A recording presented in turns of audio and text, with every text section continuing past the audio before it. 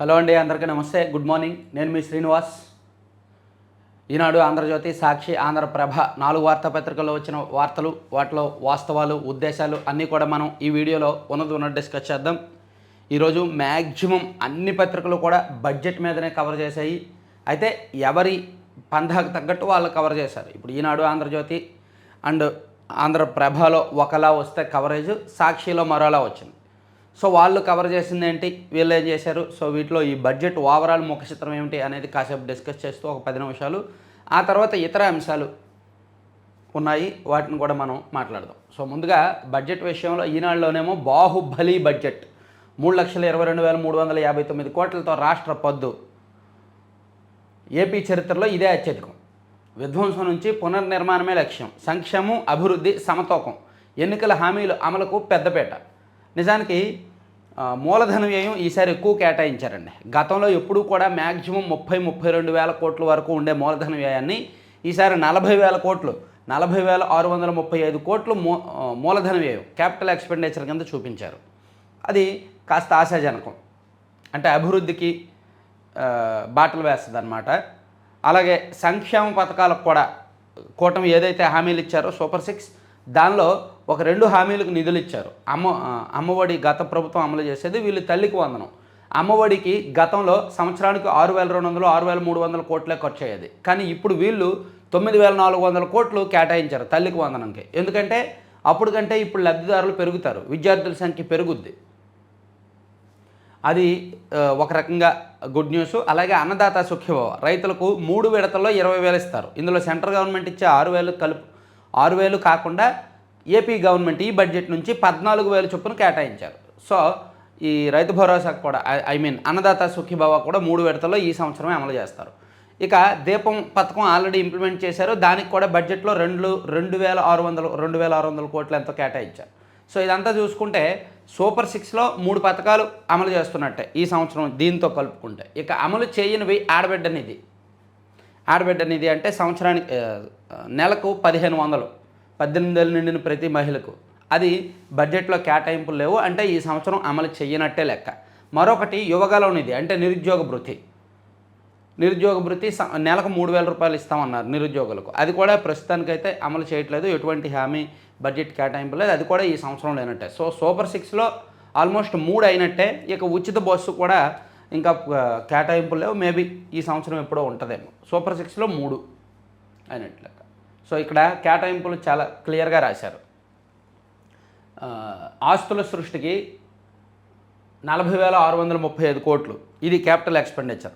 ఇది మంచిది. ఇది ఎంత ఎక్కువ ఉంటే అంత మంచిది. విద్యకు 34,311 కోట్లు, తల్లికి వందనం 9,407 కోట్లు, అన్నదాత సుఖీభవాకి 9,400 కోట్లు.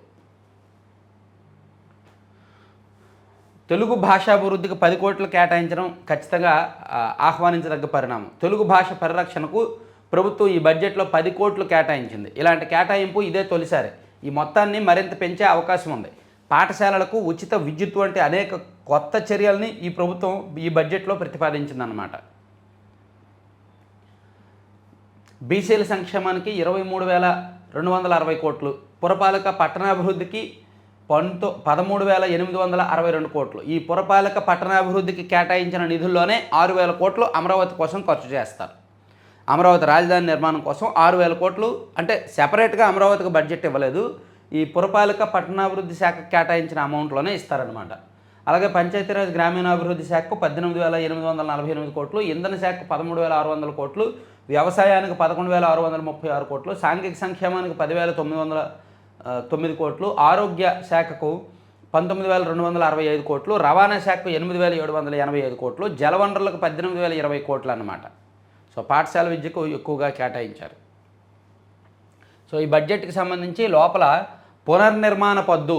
సో ఈ బడ్జెట్ రూపాయి రాక రూపాయి పోకకు సంబంధించి ఒక క్లారిటీ ఇచ్చారు. అసలు మనకి ఎలా వస్తుంది అమౌంట్, ఎలా మనం ఖర్చు చేయాలనుకుంటున్నాము అనేది కూడా చాలా చెప్పి రాష్ట్రాన్ని తిరిగి నిలబెట్టేలా బడ్జెట్ రూపకల్పన. గత ప్రభుత్వ నిర్వాహకంతో అప్పు తీసుకునే శక్తి ఏకైక రాష్ట్రంగా మిగిలాం. ఆర్థిక విధ్వంసం లెక్కలు కొలిక్కి తేవడానికి చాలా శ్రమించాం. తల్లికి వందనం, అన్నదాత సుఖీభవాకు నిధుల కేటాయింపు గర్వకారణం. సో ఆయన చెప్పిన వ్యాలిడ్ పాయింట్ ఏంటంటే మన దేశం మొత్తం మీద ఉన్న రాష్ట్రాల్లో అప్పులు పుట్టని ఏకైక రాష్ట్రం మనదే. అలాగే మన ఆదాయంలో సుమారుగా 25% అప్పులకు వడ్డీలు చెల్లించడానికే సరిపోద్ది. అప్పులకు వడ్డీలు చెల్లించడానికి 65,000 కోట్లు కేటాయించారు బడ్జెట్లో. అప్పులకి వడ్డీలు చెల్లించడానికి ఈ సంవత్సరం మొత్తం మనం కట్టే వడ్డీలు ప్లస్ అసలు కూడా కొంత కడతారంట. మొత్తం మీద 65,000 కోట్లు. అంటే సుమారుగా నెలకు 5,000 కోట్లకు పైగా వడ్డీలు కట్టాలన్నమాట. మనం వడ్డీలు కడుతూ ఉండాలి. ఎంత దారుణం అండి. నాడు ప్రభుత్వాన్ని కాంట్రాక్టర్లే బ్లాక్ లిస్ట్లో పెట్టారు.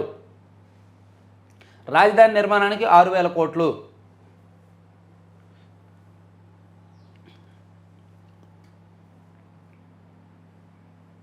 పారిశ్రామిక రంగానికి కొత్తగా 2,000 కోట్లు కేటాయించారంటండి.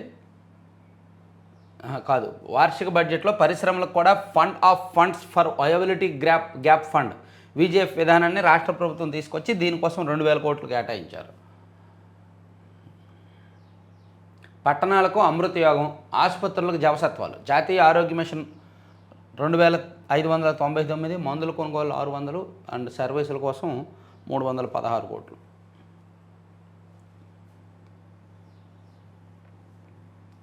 ఓవరాల్గా కొంత సమతూకం పాటించారు. ఎక్కడా కూడా ఇంబ్యాలెన్స్ అనేది కనిపించలేదు. తొలిసారిగా 3 లక్షల కోట్లు దాటిన బడ్జెట్ ఇదిగోండి. గతంలో బడ్జెట్ 2024-25 అంటే మొన్న నవంబర్లో ప్రకటించిన బడ్జెట్ 2,94,424 కోట్లు. 2023-24లో 2,79,000 కోట్లు. 2021-22లో 2,29,779 కోట్లు. అట్లా ఫస్ట్ టైం 3 లక్షల కోట్లకు దాటింది బడ్జెట్. అలాగే అంగన్వాడీ కార్యకర్తలకు ఇప్పటివరకు గ్రాట్యుటీ లేదు. వాళ్ళ గ్రాట్యుటీ కోసం బడ్జెట్లో 20 కోట్లు కేటాయించారు. డ్రోన్ విప్లవం, యంత్ర సేద్యం 2025-26 ఆర్థిక సంవత్సరంలో 1000 డ్రోన్ల పంపిణీ, రైతులకు వ్యక్తిగత యంత్ర పరికరాల అందజేత, యాంత్రీకరణకు 219 కోట్ల కేటాయింపు, అన్నదాత సుఖీభావ, పీఎం కిసాన్కు 9,400 కోట్లు, వేట నిషేధ భృతిగా మత్స్యకారులకు 246 కోట్లు ఇచ్చారు. అలాగే వ్యవసాయ బడ్జెట్ 48,344 కోట్లు ప్రకటించి అందులో అన్నదాత సుఖీభావ నిధులనే కలిపారన్నమాట. అలాగే ఇక్కడ బడ్జెట్కి సంబంధించి ఓవరాల్ ఎంత అనేది ఇచ్చారు. 1,00,000 కోట్ల అప్పు అవసరం. ఇదిగోండి, రాష్ట్ర తాజా బడ్జెట్ సాకారం కావాలంటే 1,04,382 కోట్ల రుణం తీసుకోవాలి. ఇందులో బహిరంగ మార్కెట్ నుంచి 80,456 కోట్లు, కేంద్రం నుంచి 21,700 కోట్లు, ఇతర సంస్థల నుంచి 1,500 కోట్లు రుణం తీసుకున్నట్టు బడ్జెట్ పత్రాల్లో ప్రభుత్వం పేర్కొంది. అంటే ఈ 3,22,000 కోట్ల బడ్జెట్ ప్రతిపాదనలు ఏవైతే ఉన్నాయో అవి అమలు కావాలి అంటే 1,04,000 కోట్లు అప్పులు తీసుకోవాలన్నమాట. అదే చెప్పారు.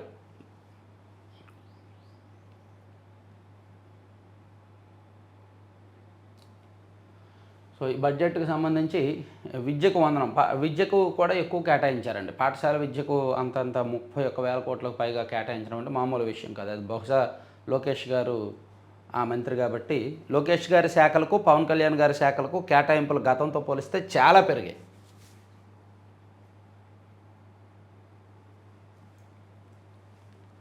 సో దీన్ని ఆంధ్రజ్యోతిలో ఏం రాశారంటే, పండంటి ప్రగతికి 10 సూత్రాలు,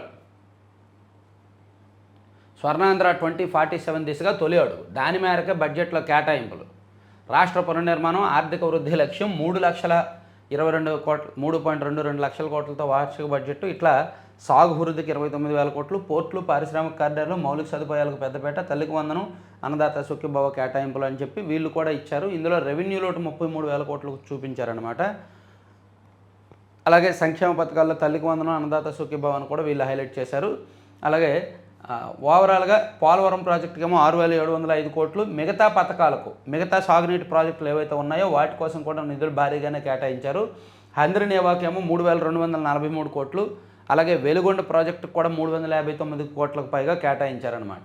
ఎందుకంటే ఈ నీటి ప్రాజెక్టులకు కేటాయింపులే తప్ప ఖర్చులు పెద్దగా పెట్టరు, లెక్కల్లో చూపిస్తారు కానీ అంతంత ఖర్చు పెట్టరు. ఇప్పుడు హంద్రినేవాకు 3,243 కోట్లు కేటాయించారు. నిజంగా అంత ఖర్చు చేస్తే ప్రాజెక్ట్ పూర్తి అయిపోద్ది.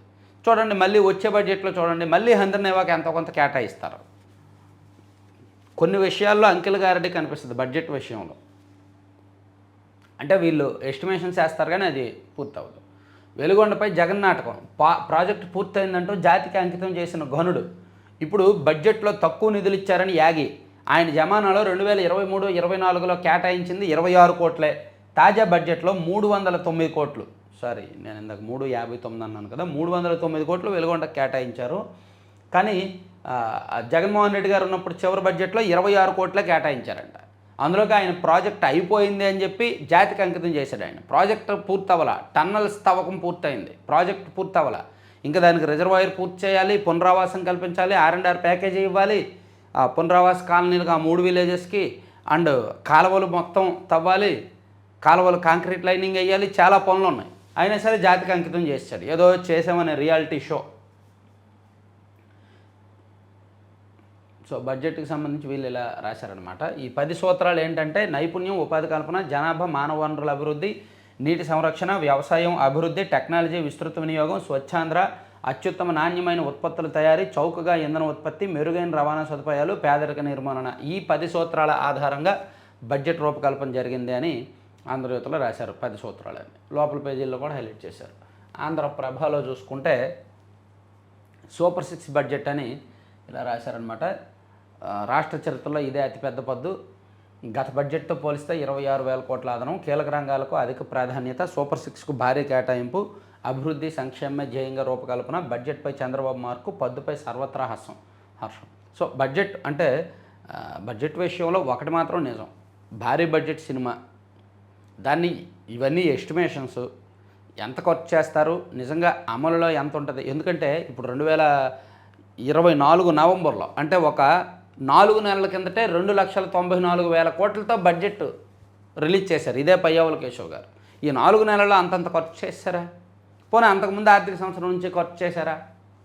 లేదు. అదంతా అందులో 90% కూడా ఎస్టిమేషన్స్ రీచ్ అవ్వలేదు, ఖర్చు చేయలేదు. అయితే తక్కువ టైము, అందులోకి ఎలక్షను, అంతకుముందు ఓటాన్ అకౌంట్ బడ్జెట్ ఇవన్నీ వచ్చాయి కాబట్టి, సో ఇప్పుడు ఇది పూర్తి స్థాయి బడ్జెట్ కాబట్టి మేబీ మళ్ళీ నెక్స్ట్ ఇయర్లోగా ఈ కేటాయింపులు సఫిషియెంట్గా ఖర్చు చేస్తారా లేదనేది ముఖ్యం. దేనికి ఎంత అనేది ఇందులో కూడా చాలా క్లియర్గా ఇచ్చారు. సో అందరి కోసం బీసీలకు బాసటగా, రైతన్నకు అండగా రూపొందిన బడ్జెట్ ఇది, రాష్ట్ర పునర్నిర్మాణానికి ఇదే పునాది అని చెప్పి చంద్రబాబు గారు చెప్పిన మాటలు. సంక్షేమ బడ్జెట్, రాష్ట్ర ఆర్థిక స్థితిని పట్టాలెక్కించే బడ్జెట్, సంక్షేమం సుస్థిరాభివృద్ధి లక్ష్యంగా కేటాయింపులు ఉన్నాయి. సూపర్ 6 హామీల అమలుకు చిత్తశుద్ధితో నిధులు కేటాయింపు జరిగింది. ముఖ్యమంత్రి దూరదృష్టికి నిదర్శనం ఈ బడ్జెట్ అని డిప్యూటీ సీఎం పవన్ కళ్యాణ్ గారు మాట్లాడారు. ఇది అంకిల్ గారడి బడ్జెట్ అంతా పొగడ్తలమయం, కూటమి ప్రభుత్వం ప్రజలను మళ్ళీ మోసం చేస్తోంది, సూపర్ 6 పథకాలకు అరకొర నిధులు, రైతు భరోసాకు నామమాత్రపు నిధులు అని చెప్పి ఇట్లా బొత్స సత్యనారాయణ గారు ఇచ్చారనమాట. సో రూపాయి రాక పోక ఏ విధంగా అనేది కూడా ఇందులో రాశారు. సో ఇది ఆంధ్రజ్యోతి. సో మరి మనందరికీ ఎంతో ఇష్టమైన సాక్షిలో బడ్జెట్ గురించి ఏం రాశారో చూడాలని ఉందా?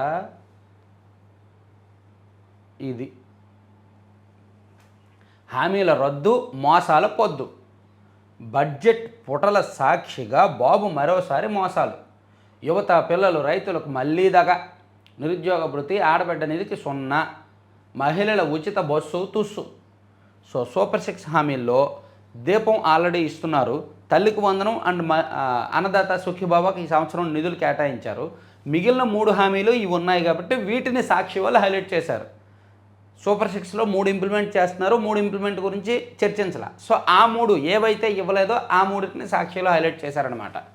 జాడలేని జాబ్ క్యాలెండర్, ఇప్పటికే ఏడాది ఎగ్గొట్టి అరకొరగా అన్నదాత సుఖీభవ. ఈ పథకానికి కావాల్సింది 10,717 కోట్లయితే బడ్జెట్లో కేవలం 6,300 కోట్లే ఇచ్చారు. దీనికి కేంద్రం ఇచ్చేది కలుపుతారుగా, PM కిసాన్ యోజన అది ఉందిగా, అది కలుపుతారుగా. అవ్వాతాతల పెన్షన్ వ్యయంలో ఈ బడ్జెట్లో 5,000 కోట్లకు పైగా కోత, 3,000 కోట్లకు పైగా కోతలతో తల్లికి వందనం. వీళ్ళు అమ్మఒడి ఇచ్చింది 6,200 కోట్లు, తల్లికి వందనంకి 9,600 కోట్లు ఇస్తే తక్కువ అంట. వాళ్ళు ఇచ్చేదానికంటే 3,000 కోట్లు ఎక్కువ ఇచ్చారు. మరోపక్క తొలిసారిగా 1,00,000 కోట్లకు పైగా అప్పులు, ప్రజారుణం 1,03,000 కోట్లు, పన్నేతర బాధుడితో ప్రజల జేబులు ఖాళీ, మద్యం ద్వారా 27,097 కోట్లు, పేదల గృహ నిర్మాణాల కేటాయింపుల్లో భారీ కోత, అభివృద్ధి సంక్షేమం తిరోగమనమే అని మొత్తం బడ్జెట్ అని సాక్షిలో వీళ్ళ లెక్కల్లో వీళ్ళు రాశారనమాట. వీళ్ళ వీళ్ళ ఫ్లేవర్ ఉంటుంది కదా అందులో రాశారు. కలర్ ఎక్కువ, కంటెంట్ తక్కువ, సూపర్ 6 హామీల అమలుకు కేటాయింపులు లేవు. వైఎస్ఆర్సీపీ నేత మాజీ ఆర్థిక మంత్రి బుగ్గన. ఈ కలర్ ఎక్కువ, కంటెంట్ తక్కువ అనే హెడ్డింగ్ సాక్షికి బాగుంటుంది. సాక్షి వాళ్ళు కలర్ఫుల్గా ప్రజెంట్ చేస్తారు, కానీ అందులో కంటెంట్ ఏమి ఉండదు. సో మేబీ బుగ్గన రాజేంద్రనాథ్ రెడ్డి గారు సాక్షి వాళ్ళని ఉద్దేశించి, సాక్షి పత్రికను ఉద్దేశించి అలా అన్నారేమో, కలర్ ఎక్కువ, కంటెంట్ తక్కువ అని. అప్పులు చేసేలా, భారం మోపేలా సిపిఎం రాష్ట్ర కార్యదర్శి శ్రీనివాసరావు.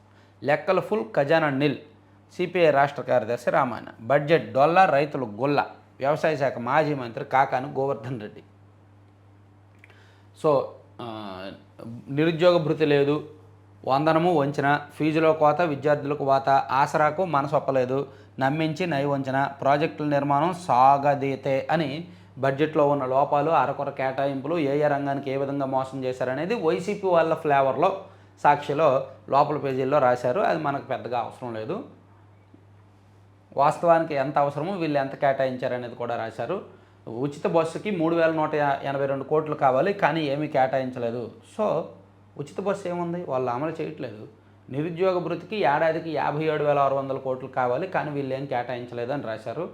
ఆడబిడ్డ నిధికి ఏడాదికి 28,800 కోట్లు కావాలని రాశారు, కానీ వీళ్ళు ఏం కేటాయించలేదని కూడా చెప్పుకొచ్చారనమాట.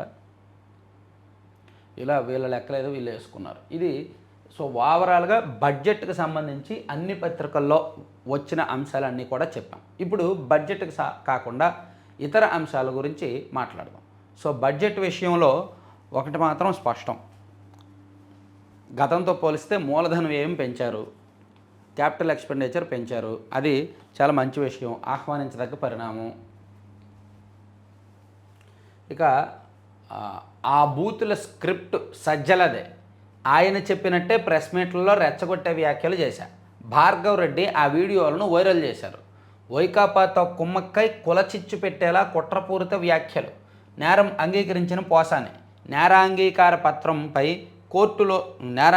పత్రం మీద ఆయన సంతకం చేశాడు. కోర్టులో దాన్ని పోలీసులు సమర్పించారన్నమాట. సో వైకాపా నేత, రాష్ట్ర ప్రభుత్వ మాజీ సలహాదారు సజ్జల రామకృష్ణారెడ్డి ఇచ్చిన స్క్రిప్ట్ ప్రకారమే ప్రెస్ మీట్లు, ప్రసంగాల్లో తాను అసభ్య దూషణలు, రెచ్చగొట్టేలా వివాదాస్పద వ్యాఖ్యలు చేశానని వైకాపా నాయకుడు పోసాని కృష్ణమురళి అంగీకరించారు. Vaikapa social media convener Sajjala Bhargav Reddy ఆ వీడియోలను సామాజిక మాధ్యమాల్లో వైరల్ చేసేవారని చెప్పారు. కులాల మధ్య చిచ్చుపెట్టి తద్వారా వైకాపాకు రాజకీయంగా లబ్ధి కలిగించాలనే కుట్రతోనే వారితో కుమ్మక్కై ప్రెస్ మీట్లో ఈ వ్యాఖ్యలు చేశానని వివరించారు. అది సంగతి. సజ్జల రామకృష్ణారెడ్డి గారి ద్వారా జగన్మోహన్ రెడ్డి గారు చేసిన రాజకీయం అది. ఇటువంటి వాళ్ళ చేత మాట్లాడించడము, ఆ వీడియోలను సోషల్ మీడియాలో వైరల్ చేయించడము. ఇప్పుడు కూడా అంతే. ఇప్పుడు కూడా పాపం శ్యామల గారు, యాంకర్ శ్యామల గారు, ఆమెకేం తెలియదు, రాజకీయం తెలియదు. ఏదో రాజకీయం చేయాలనే ఒక దురద ఉంది, ఏదో సాధించాలి, రాజకీయాల్లో ఎక్కడెక్కడికో వెళ్ళాలనే ఒక దురద ఉంది. పార్టీ వాళ్ళు ఒక స్క్రిప్ట్ ఇస్తారు, వారానికి ఒక స్క్రిప్ట్ ఆమెకు పంపిస్తారు, దాని ప్రకారం ఆమె మాట్లాడతారు. అలాగే కొంతమంది ఉన్నారు సోషల్ మీడియాలో మాట్లాడే కుర్రాళ్ళు, వాళ్ళు వీళ్ళు పాపం పార్టీ ఇచ్చే స్క్రిప్ట్ గుడ్డిగా ఫాలో అయిపోతారు. నిజాలేంటి, వాస్తవాలు ఏంటి అనేది తెలుసుకోలేరు. ఆ తర్వాత ఇరుక్కుపోతారనమాట. సో పోసాని గారి కేసు అయితే కొంచెం కటకటాల్లోకి పోసాని 14 రోజులు రిమాండ్ విధించిన న్యాయమూర్తి. ప్రస్తుతానికి ఆయన జైల్లో ఉన్నారు. బహుశా చాలా కాలం పాటు బయటకు రాకపోవచ్చు, ఎందుకంటే ఆయన మాట్లాడిన మాటలు అటువంటివి. ఇక ఒప్పందం కుదుర్చుకుంటారా లేదా? జెలెన్స్కీపై ట్రంప్ ఆగ్రహం. మీ తీరుతో 3వ ప్రపంచ యుద్ధం వచ్చేలా ఉందని వ్యాఖ్య. ఉక్రెయిన్ అధ్యక్షుడు జెలెన్స్కీపై అమెరికా అధ్యక్షుడు డొనాల్డ్ ట్రంప్ తీవ్ర ఆగ్రహం వ్యక్తం చేశారు. మాతో ఒప్పందం కుదుర్చుకుంటే సరే, లేదంటే మీ దారి మీరు చూసుకోండి. పాపం ఉక్రెయిన్ ప్రస్తుతానికి రష్యాతో యుద్ధం కారణంగా వాళ్ళు చాలా కోల్పోయారు. ప్రాణ నష్టం, ఆస్తి నష్టం, ఆర్థికంగా చాలా ఇబ్బందుల్లో ఉన్నారు. ఉత్పత్తి లేదు, జీడిపి తగ్గిపోయింది, ప్రజల జీవన విధానాలు తగ్గిపోయాయి. ఒక రకంగా పేద దేశంగా మారింది. వాళ్ళ మీద సానుభూతి చూపించాల్సిన పరిస్థితి. ఆ ఉక్రెయిన్ ఉన్న దీనస్థితిని అమెరికా అధ్యక్షుడు డొనాల్డ్ ట్రంప్ తమకు ఆయుధంగా, తమకు అనుకూలంగా మార్చుకొని వాళ్ళని బెదిరించి దారిలోకి తెచ్చుకుంటున్నారనమాట. రకరకాల ఒప్పందాల పేరిట మీరు మాతో ఒప్పందం చేసుకుంటారా, లేదంటే 3వ ప్రపంచ యుద్ధం అనేటట్టు బెదిరిస్తున్నారంట. రష్యా చేస్తున్న యుద్ధానికి తెరదించడానికి శాంతి ఒప్పందం కుదర్చడం, దానికి బదులుగా ఉక్రెయిన్లోని అరుదైన ఖనిజాల తవ్వకానికి అనుమతించాలని అమెరికా చేసిన ప్రతిపాదనపై చర్చించడానికి జెలెన్స్కీ శుక్రవారం శ్వేత సౌధానికి వచ్చారు. రష్యాకి ఉక్రెయిన్కి జరుగుతున్న యుద్ధంలో అమెరికా తలదూర్చి రష్యాతో మాట్లాడి యుద్ధం లేకుండా చేస్తారు. దానికి బదులుగా ఉక్రెయిన్లో ఉన్న ఖనిజాలు ఉన్నాయి కొన్ని విలువైనవి, వాటిని అమెరికా తవ్వుకుంటుంది, దాంతో బిజినెస్ చేసుకుంటుంది. సో అది వాళ్ళు ఒప్పుకోవట్లేదు. నువ్వు ఒప్పుకుంటావా సస్తావా అనేటట్టు కూర్చోబెట్టాడు అనమాట. 30 గంట సేపు సాగిన ఈ భేటీలో చివరి 10 నిమిషాలు తీవ్ర వాగ్వాదం చోటు చేసుకుంది. మాట్లాడే పద్ధతి ఇది కాదని ట్రంప్ ఖండించారు. మీరు చాలా ధైర్యవంతులు, కానీ మీరు మాతో ఒప్పందం కుదుర్చుకోవాలి, లేదంటే మేము తప్పుకుంటాం. అప్పుడు మీరు ఒక్కరే పోరాడుకోవాలి. మాతో లావాదేవీకి ఇది సరైన పద్ధతి కాదు. ఏమాత్రం కృతజ్ఞత లేకుండా అమర్యాదగా మీరు ప్రవర్తిస్తున్నారు. డిమాండ్ చేసే పరిస్థితుల్లో మీరు లేరు అని జెలెన్స్కీ వైపు వేలెత్తి చూపిస్తూ ట్రంప్ కోపంగా చెప్పారు. ఇదిగోండి, లక్షల మంది ప్రాణాలతో జోదమాడుతున్నారని, ఇది 3వ ప్రపంచ యుద్ధానికి దారి తీయవచ్చని తీవ్ర స్వరంతో హెచ్చరించారు. చర్చను అర్ధంతరంగా ముగించేశారు. సో ఇది ఇచ్చారు. తర్వాత మంచు చర్యల కింద 22 మంది, ఇప్పటికే 33 మందిని రక్షించిన బలగాలు, ఉత్తరాఖండ్లో ప్రమాదం. ఇక వాస్తవాలను తొక్కిపెట్టిన జగన్, ఆరోపణలన్నీ విజయమ్మ షర్మిలపైన. కుటుంబ వివాదాల పరిష్కారానికి కార్పొరేట్లను ఆశ్రయించారు. పిటిషన్లను కొట్టేయండి, ఎన్సిఎల్టీకి నివేదించిన సరస్వతి పవర్ డైరెక్టర్. సో నిన్న విజయమ్మ గారు ఏదైతే చెప్పారో దానికి తగ్గట్టే వాస్తవాలు, జగన్మోహన్ రెడ్డి గారు ఏమీ వాస్తవాలతో పిటిషన్ వేయలేదు, అవన్నీ కూడా పిటిషన్ కొట్టేయండి, అసలు కుటుంబ వివాదాల పరిష్కారానికి కార్పొరేట్లను ఆశ్రయించారు అని చెప్పి సరస్వతి పవర్ డైరెక్టర్ కూడా పిటిషన్ వేశారు. అలాగే భవిష్య నిధిపై వడ్డీ 8.25%, 2024-25 ఆర్థిక సంవత్సరానికి వర్తింపు, 7 కోట్ల మంది చందాదారులకు ప్రయోజనం.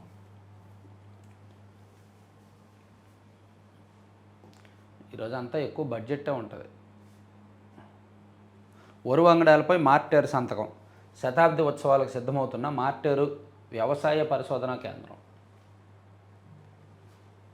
మున్సిపాలిటీల్లో చేసే పనులకు అక్కడే బిల్లులు చెల్లింపులు. ఏప్రిల్ 1 నుంచి అమల్లోకి కొత్త విధానం. పురపాలక శాఖ మంత్రి నారాయణ వెల్లడి. మున్సిపాలిటీల్లో ఏదైనా పనులు చేస్తే ఇంతకుముందు సెంట్రల్ నుంచి అప్రూవ్ చేసి రావాల్సి వచ్చేది, ఆ పేషీ నుంచి. ఇప్పుడు అలా కాకుండా ఏ మున్సిపాలిటీకి ఆ మున్సిపాలిటీయే ఇస్తారంట. ఇక అనంతలో 11,000 ఫోన్లు రికవరీ. బాధితులకు అప్పగించిన పోలీసులు దేశంలోనే ప్రథమ స్థానం. పోగొట్టుకున్న, చోరీకి గురైన సెల్ ఫోన్ల రికవరీలో అనంతపురం జిల్లా పోలీస్ శాఖ రికార్డు సృష్టించింది. శుక్రవారం నగరంలోని పోలీస్ ప్యారెడ్ మైదానంలో ఎస్పీ జగదీష్ ఆధ్వర్యంలో 1183 మందికి ఫోన్లను తిరిగి అప్పగించారు. ఇప్పటి వరకు జిల్లా పోలీస్ శాఖ రికవరీ చేసిన ఫోన్ల సంఖ్య 11,378కి చేరుకుందని ఎస్పీ ఈ సందర్భంగా ప్రకటించారు. దేశంలోనే హైయెస్ట్ అండి. ఇప్పటి వరకు ఇన్ని ఫోన్లు ఎవరూ రికవరీ చేయలేదు. సో బడ్జెట్కి సంబంధించి కాకుండా పక్కకి వెళ్తే, మగాళ్ళ కష్టాలు పట్టించుకోండి, ఆత్మహత్యకు ముందు ఆగ్రా టెక్కీ వీడియో. అబ్బో, ఈ వీడియో చూస్తే మళ్ళీ అది గుర్తొస్తుందండి. అతుల్ సుభాష్ కదా, అతను కూడా సేమ్ ఇదే కదా. సో భార్య వేధింపులు భరించలేక 2 నెలల కిందట చేసుకున్న బెంగళూరు టెక్కీ అతుల్ సుభాష్ తరహాలో ఆగ్రాలో మరో బలవన్మరణం కేసు తాజాగా నమోదైంది. ముంబైలోని ప్రముఖ ఐటీ కంపెనీలో మేనేజర్గా పనిచేస్తున్న ఆగ్రావాసి మానవ్ శర్మ తన మరణానికి భార్య నిఖితా శర్మ కారణమని పేర్కొంటూ ఫిబ్రవరి 24న చేసుకున్నాడు. అంతకుముందు ఆయన ఒక వీడియో రికార్డ్ చేశాడు. ఆ వీడియో ఇప్పుడు వెలుగులోకి వచ్చింది. అమ్మో, భార్యలు పాపం కాల్చుకు తింటున్నారంట, వీళ్ళేమో చచ్చిపోతున్నారు. ఇదేదో దేశంలో కొత్త ట్రెండ్ అయిపోయింది ఇది. అమ్మో, ఏడాది చివరికల్లా మెగా ఎఫ్టీఏ. భారత్ EU కీలక ప్రకటన. ప్రధాని మోదీతో ఐరోపా కమిషన్ అధ్యక్షురాలు లెయన్ భేటీ. న్యాయంపై నమ్మకమే సుపరిపాలన గుర్తింపు. NFHU స్నాతకోత్సవంలో రాష్ట్రపతి.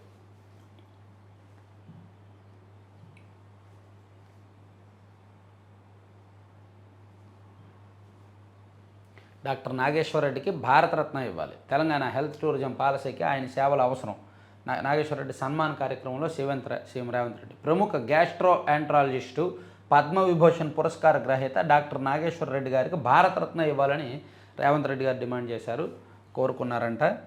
సో డిమాండ్ చేయలేదు, కోరుకున్నారు. ఆ అవార్డు వచ్చారా తమ ప్రభుత్వం కృషి చేస్తుందని చెప్పారంట. ఉదయం 7 నుంచి పింఛన్లు పంపిణీ. సో ఇంతకుముందు 6 నుంచి 5:30 నుంచి కంగారు పెట్టేవాళ్ళు, పింఛన్లు పంచండి అని. ఇప్పుడు ఉదయం 7 గంటలకు ఇచ్చారు, టైం మార్చారు. అలాగే 44 లక్షల విరాళంతో ఒకరోజు అన్నప్రసాద వితరణ. తిరుమలలో దాతలే వడ్డించవచ్చు, వారి పేరే ప్రదర్శన. వంశీ అతని అనుచరుల నుంచి ప్రాణహాని.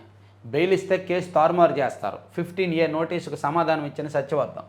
అపహరణ కేసులో కీలక పరిణామం. తోటి ఖైదీలతో కలిపి ఉంచాలని వంశీ పిటిషన్. వైకాపా నేత వల్లభనేని వంశీ కేసులో శుక్రవారం కీలక పరిణామం చోటు చేసుకుంది.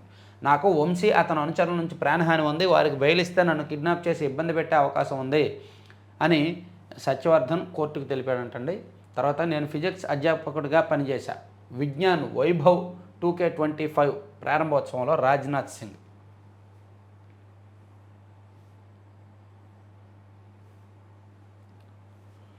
సరే, ఈనాడు పక్కన పెడితే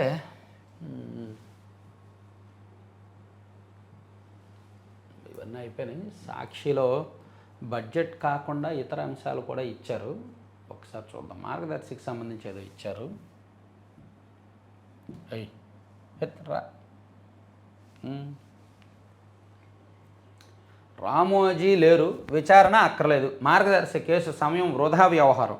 డిపాజిట్ల వసూలుపై ఎవరూ ఫిర్యాదు చేయలేదు. ఒకవేళ ఎవరైనా ఫిర్యాదు చేస్తే ఆర్బీఐ చూసుకుంటుంది. హైకోర్టుకు సూచించిన ఏపీ తెలంగాణ ప్రభుత్వాలు. మార్గదర్శి ఫైనాన్షియర్కు లబ్ధి చేకూర్చేలా ఎత్తుగాళ్ళు. చట్టవిరుద్ధంగా వేల కోట్ల డిపాజిట్ల సేకరణ నేరమేనన్న ఆర్బీఐ. క్రిమినల్ ప్రొసీడింగ్స్ ఎదుర్కోవాల్సిందే. రామోజీ చేసిన నేరానికి మార్గదర్శి ఫైనాన్షియర్స్ HUFదే బాధ్యత. ఆయన మరణించినా కూడా విచారణ తప్పదని స్పష్టీకరణ. నాడు అక్రమాలు జరగలేదని ఇప్పుడు మాట మారుస్తున్నారు ఉండవల్లి. మార్చి 7వ తేదీకి విచారణ వాయిదా. సో మార్గదర్శి ఫైనాన్షియర్స్ కేసు విషయంలో రెండు ప్రభుత్వాలు, అక్కడ తెలంగాణ ప్రభుత్వం, ఇక్కడ ఆంధ్రప్రదేశ్ ప్రభుత్వం కూడా కోర్టుకు ఒకటే నివేదించాయి. ఆయన లేరు, సో విచారణ ఏమీ అక్కర్లేదు. అలాగే అదొకటిను.